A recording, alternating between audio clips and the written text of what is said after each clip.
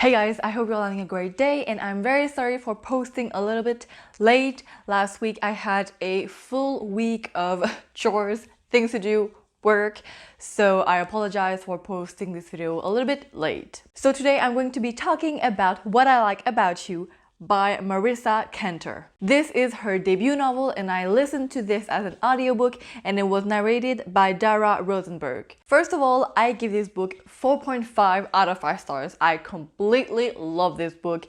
I thought the concept was so interesting. It's not a trope that is very unique or, well, it's original, but we have seen this trope before, but I just thought it was very interesting the way that it was put into the story and how it all developed. First of all, it's in the bookish world, so let me tell you, you guys need to read this book because it is so relatable on so many levels. I loved that I could relate into such a deeper level than most books where you can relate to the character, but that time it was so more interesting because she was doing things that I'm doing right now, and it was special. This book had Eliza and her monsters vibes just because of how the story is written, because we follow Haley, who is a 16 or 17-year-old girl. I don't remember what age she is, but she has a blog about books and cupcakes. So basically her thing is that she makes cupcakes and the frosting on them is based off a book cover. It's really original as a blog, and she has a whole Instagram page where she posts all her pictures of her cupcakes, and her name is One True Pastry. So it was inspired by the OTP One True Pairing. One True Pastries is her blog name, and she has a pseudonym called Kels.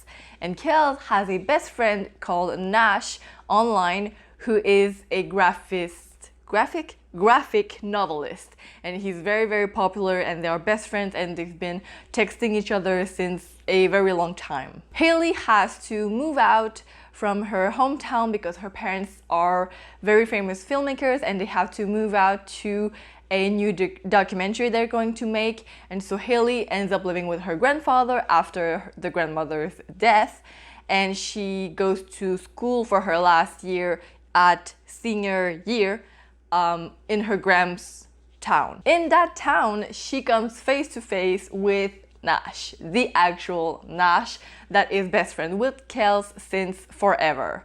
Obviously, Nash doesn't know who Kels really is. She's never put her face on the social media accounts, so nobody knows actually who she is, but she knows who Nash is. The only problem there is a really interesting love triangle because Nash is actually in love with Kels and Haley is in love with Nash. So it's a very interesting love triangle because the girl is actually the two girls that make the love triangle, which is, to me, it's really interesting, and it's a lot more original than having a real love triangle. Haley, as a character, she was very shy, introverted, which I could absolutely relate to, even though it doesn't seem like it on camera, maybe, because I talk a lot because that's what I do on camera. But in real life, I'm really shy. I don't talk to people. I don't go have the first conversation with someone if I don't know them. So I just keep it to myself, and I could really relate to Haley in that point. Her love for the bookish community was insane. I feel the same way, so it was really easy to relate to her and to her love and to her passion for her blog. She's of course a teenager, so sometimes she has some rants with her parents and her brother, and it was obviously relatable.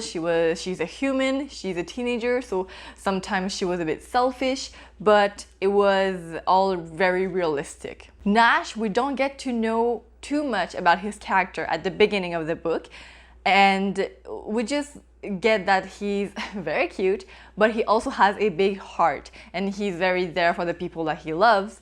And when Haley and Nash actually meet, we get to know more about him and his history, but I won't go into too much detail about it because I think it's it's not spoilery, it doesn't change the whole plot line, but it's just a lot of things that happen in his past and in his personal life that Kels has actually no idea about. So it was really interesting to see that he would open up to Haley but not Kels. Overall, the relationship was very, very cute. Nash and Kels and Nash and Haley, it was a different relationship, it was a different chemistry, but both relationships were so natural and easy. It was so, I don't know, they just had a lot of chemistry, sorry. Now I'm going to talk a little bit about the audiobook, because if you are interested in listening to it, I have some things I want to point out that were really, really nice. So the intonations in the book were really, really well done in the audiobook. I don't know how they were written, but there were some intonations in the way that some sentences were spoken. It was really, really nice. It added a lot more life to the book, to the story, and it was really interesting. There were some accents sometimes, which was really nice.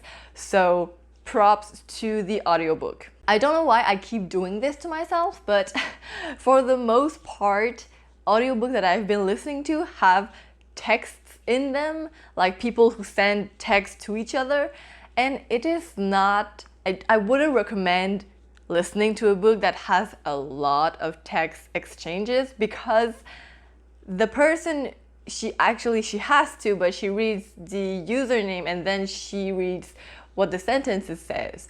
And the problem with that is that you always repeat the same thing, and it was very confusing at the beginning. With Eliza and her monsters, it was the same thing, and the usernames were worse. That time they were a little bit less weird to understand, but still it would take me out of the moment of actually really listening to the story and enjoying it, just because they were really, it had to be like almost like a robot voice, but it would take me a little bit off the momentum of listening to the book. But at some point I got used to it, obviously, but at the beginning it's really hard. For this book I have 3 pros and 2 cons. So for my pros, I have the relationships, almost all of the relationship, but especially Haley's relationship with her grandfather and her brother.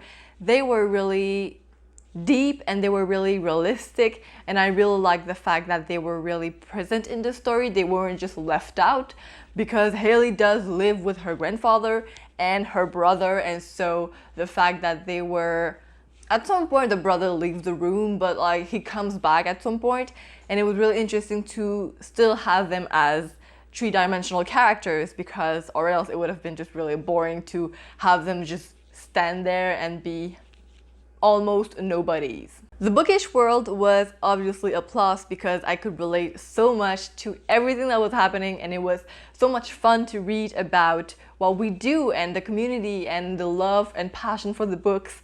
And yeah, it was just really great fun. And finally, the chemistry between Haley and Nash, it was just cute. It was cute. I loved it. And it was really easy as a chemistry to go, and that's not a sentence, but I just mean that it was very easy for them to understand each other and to just talk for hours and hours about anything and everything. So I just really loved how their relationship evolved. Sorry. My first con is, I won't say too much because it is a bit spoilery, so I won't get into too much detail, but the time Haley took to tell the truth to Nash was way too long. I'm not going to say anything more about it, but I was very frustrated about her. I wanted to just like shake her and just like, go tell him the truth. It's been long enough. Like, why do you keep not telling anybody that you are actually Kels? It doesn't matter. It's fine. It's going to be fine. But she didn't, and it took a long time for the truth to come out, and I was very irritated by it. And the second con that I have is for the audiobook part. Obviously, as I said, with the text, it was hard to follow, but it's not a con as the story itself, is just as the audiobook, it was not the best. This was Marisa Kanter's debut novel, and I absolutely loved it. I am well, it was her first novel, and it came out this year, I believe, so it will take some time for her to write another novel, but I will be keeping an eye on for her books because obviously I will read more about her. So that was it for this video, guys. I really hope you enjoyed. Like, comment, subscribe. Tell me down below if any of you have read this book, because I haven't seen it on BookTube anywhere, and I just want people to read it and talk about it because I loved it so much. So yeah, I will see you guys next time with a new video. Goodbye.